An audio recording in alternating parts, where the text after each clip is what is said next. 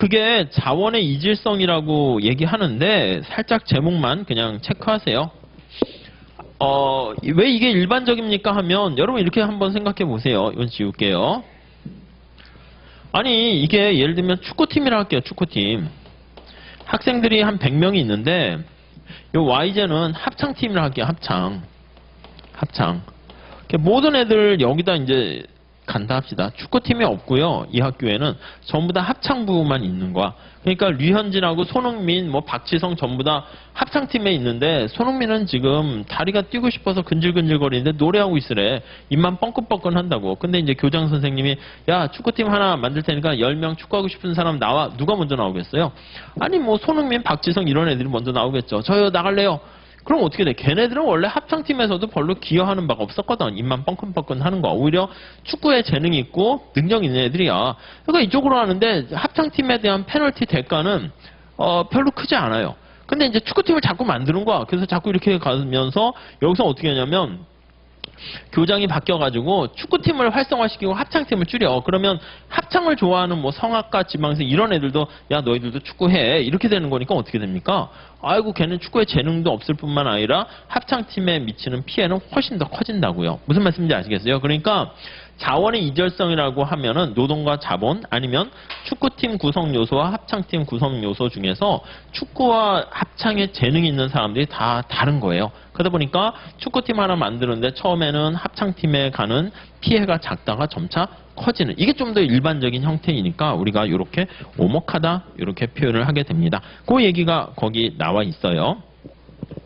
그래서 소비재를 추가적으로 조금 생산하는 경우 수평축의 위에는 보면 소비재잖아요. 수익축에는 생산재잖아요. 그런데 생산재에 별로 기여하지 않게 되지만 소비재 생산에 크게 기여하는 자원만 빼내서 이제 투입을 할 수가 있습니다. 그러다 보면은 나중에는 계속 소비재 생산을 늘려가면 생산재 생산에 적합한 우리 합창팀에 적합한 자원까지 소비재로 전용해야 되니까 대가가 커진다. 이렇게 보시면 되겠죠. 아시겠죠? 네, 그 정도. 자, 여기서 중요한 경제학에 대한 얘기를 좀 했고요. 자, 그 다음 우리가 경제의 기본적인 3대 문제 이렇게 얘기할 겁니다. 기본적인 경제 문제인데 경제의 3대 문제라고 얘기를 합니다. 자, 이게 이제 뭐냐면 이제 폴 사무엘슨이라는 학자가 이제 그 경제 원론이라는 책을 썼어요. 사무엘슨. 요즘 이제 맨큐의 경제학 뭐 이렇게 해서 많은 책도 나오고 막 그러는데 그 책 이전에는 전부 다 사무엘슨의 경제학 이거를 많이 봤거든요. 이 사람이 이제 사실 미국 사람으로는 최초로 노벨 경제학상 받은 사람이고요. 경제학에 또 뼈대를 이룬 사람이다라고 보시면 돼요. 엄청나게 똑똑한 제자들이 많아가지고 그냥 경제 원론뿐만 아니라 그냥 미시, 거시, 뭐 재정학, 국제경제 다 이름이 등장해요. 다재다능한 거죠. 근데 이제 뭐 자기가 혼자 다 하는 걸 수도 있긴 하겠지만 그 훌륭한 제자들이 많으니까 여기저기 다 공저로 많이 들어가서 그런 것들도 있고요.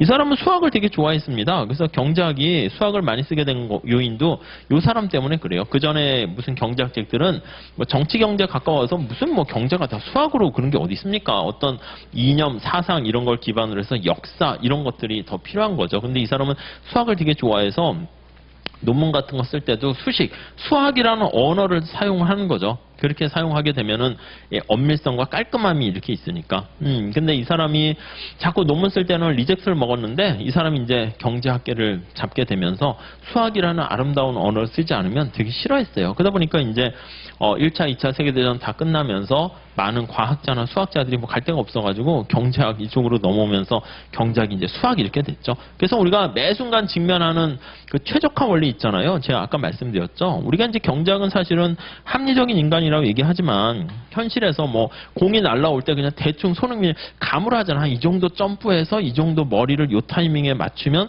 발에 맞거나 머리에 맞아서 골이 가지 않을까? 이렇게 머리는 한 이 정도 틀면 그렇게 얘기하는 건데 알파고는 뭐예요? 야, 띠리리 계산하는 거지. 띠리리 공이 날라온다. 날라오는 속도가 어떻게 된다. 내가 점프를 할 때 얼마의 힘으로 올라가서 그렇게 하는 거란 말이에요. 그래서 제가 봤을 때는 좀 불만이긴 해. 기존의 경작이 수학을 너무 많이 쓰는. 그 다음 이제 컴퓨터가 발전하면서 통계 계량까지 이렇게 가다 보니까 너무 어려워진 거야. 그래서 경작이 현실과 이렇게 사람과 멀어지게 되면 뭐 철학과 비슷한 거죠. 그러니까 다들 경작과 안 가려고 그러고 뭐 다들 스스로 자멸하는 길인데, 이 사람이 원흉이에요. 어떻게 보면. 아니, 좋은 건데 너무 심하게 되는 거죠. 그래서 제가 봤을 땐 경작이 너무 수학으로 하게 되면 그게 레컨이라고 있잖아. 합리적이라는 레셔널이. 그럼 이게 알파고 경작 아닙니까? 알파고가 되게 좋아할 거야. 나중에 AI가 등장했을 때 경작이 이게 AI를 맞이해주는 자기의 그 행태를 쫙 이렇게 최적화 원리에 맞춰서 해준 거니까 아무튼 그렇습니다. 인간은 사실은 약간 심리적인 그런 그래서 행동 경작 이런 것도 많이 있는데 아무튼 이 사람은 또 이해가 가십니까? 어떤 얘기를 들으면요. 한쪽 귀로 들으면 진짜 이쪽 귀로요. 숫자로 이렇게 나오는데 몰라 외계인인지 컴퓨터인지 0101 이걸로 나오고 그 숫자를 다시 풀면 다시 말이 된대요. 이해 가세요? 아무튼 그런 사람이었어요. 그래서 이 사람이 이제 수학을 너무 좋아해서 그렇게 됐는데 아무튼 이 사람이 경제원론 책을 쓴 거기에 보면 약간 세 가지 3대 경제 문제라고 얘기했습니다.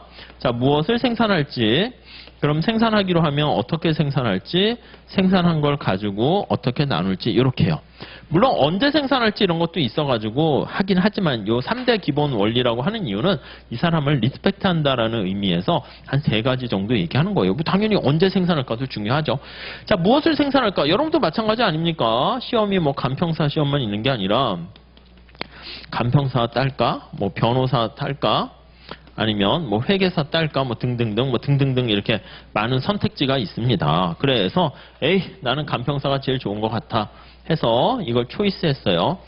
당연히 이제 간평사 준비하게 되면 변호사나 회계사나 이거 공부는 포기하는 대가를 치르게 됩니다. 자, 간평사 공부하면 어떻게 공부할까 고민을 하죠. 그냥 산속에서 독학을 할 수도 있고요.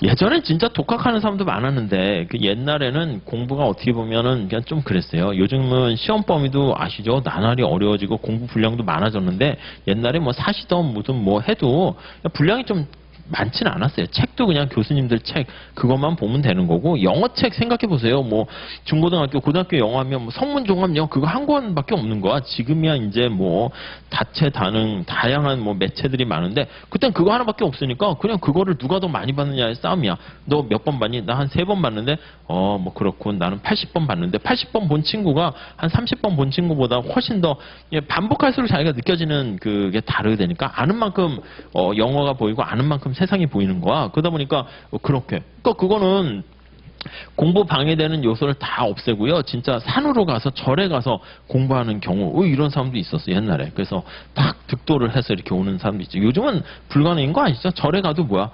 이 스마트폰 다 들고 가잖아. 스님들도 다 인터넷하고 유튜브하고 막 이런 마당인데 그 세상과 단절하려고 절에 가는데 뭐야? 뭐 시원한 뭐 냇가에 발 담그면서 유튜브 하면 뭐 됩니까?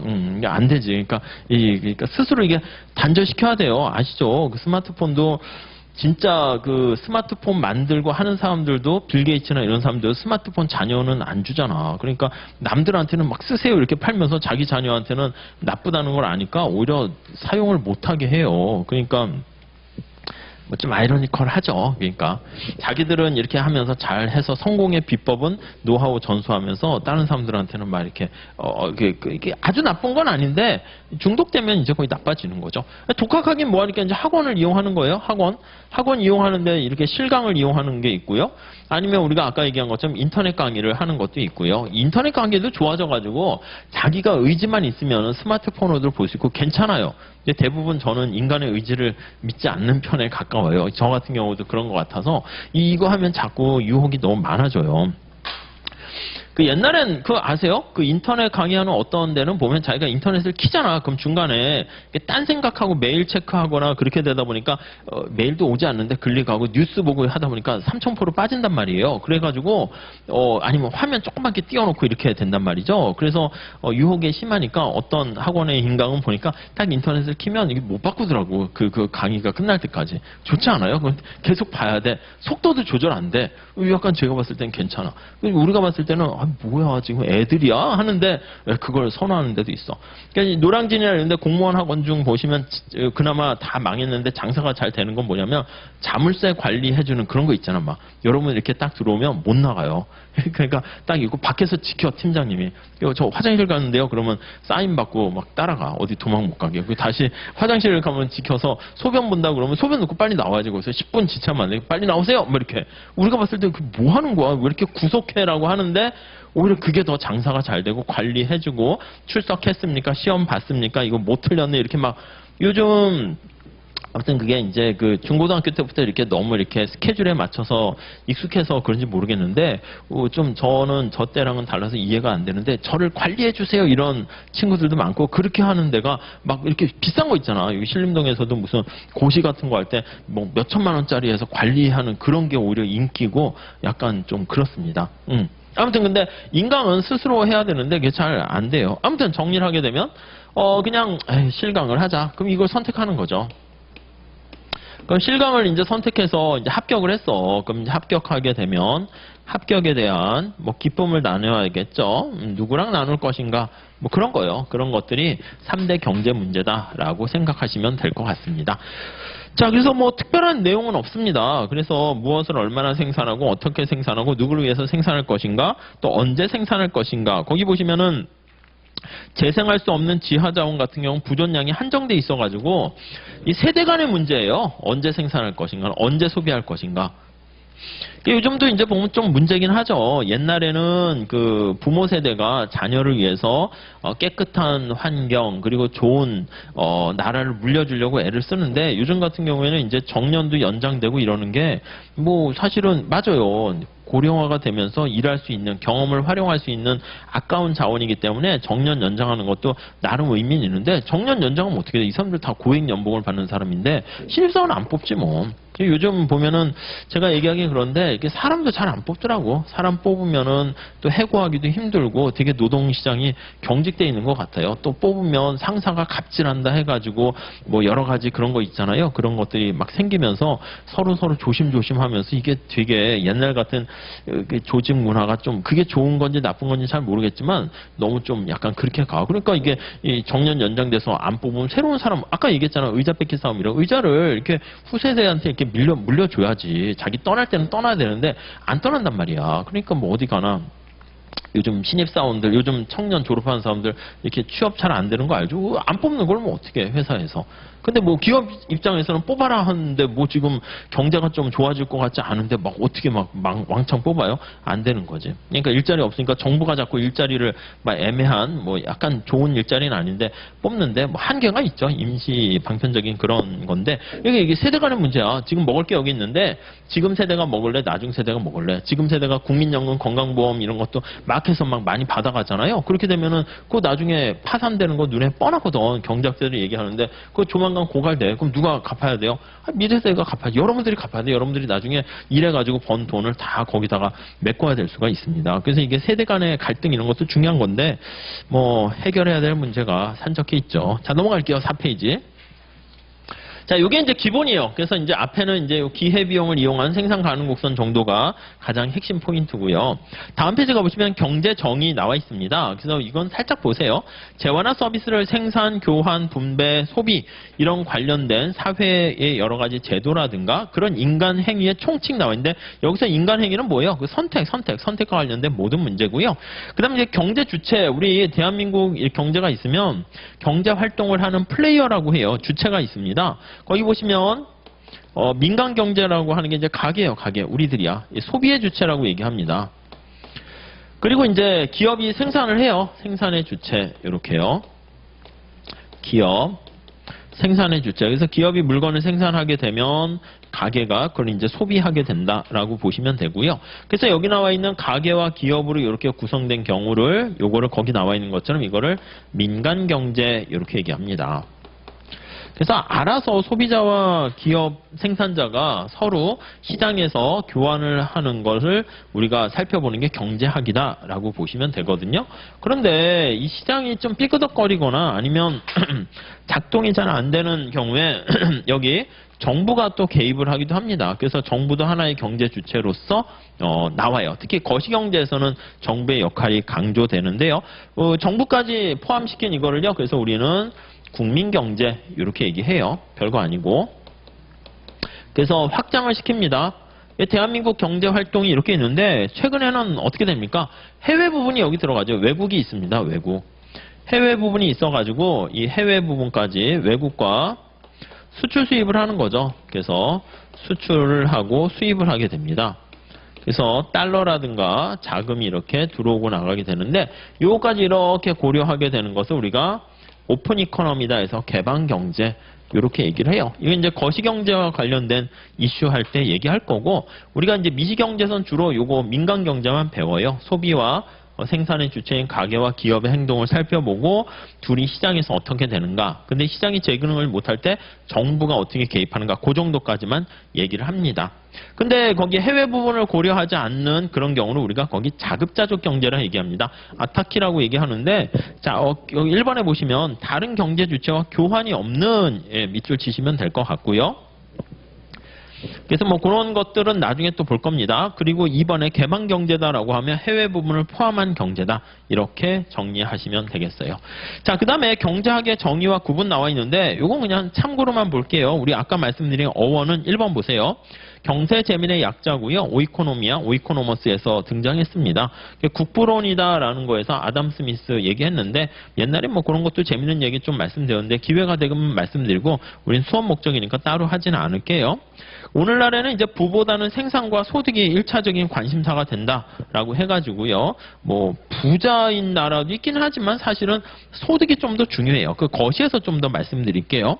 자, 2번 볼게요. 경제학의 정의 한번 봅시다. 제일 중요한 단어들 체크하시죠. 희소한, 중요한 거 아닙니까? 희소한 자원을, 희소한, 선택이라는 말 중요하고요. 희소한 자원을 선택을 하는 문제입니다. 어떤 선택이 있나요 하면은 생산, 교환, 분배, 소비 이런 거요. 이게 이제 거시로 또 갈 거예요. 이러한 과정, 이런 현상을 우리가 분석하는 게 경제학이다. 선택이라는 이면에는 여기 기회비용이라는 게 여기 들어가 있기 때문에 그것도 같이 보시면 되겠고요. 그 다음 이제 경제학의 구분 나와 있는데 이거 잠깐 쉬었다 할게요. 요거 살짝 하고 뒤에 뭐 챕터 1장 마무리하도록 하겠습니다. 잠깐만 쉬었다 합시다.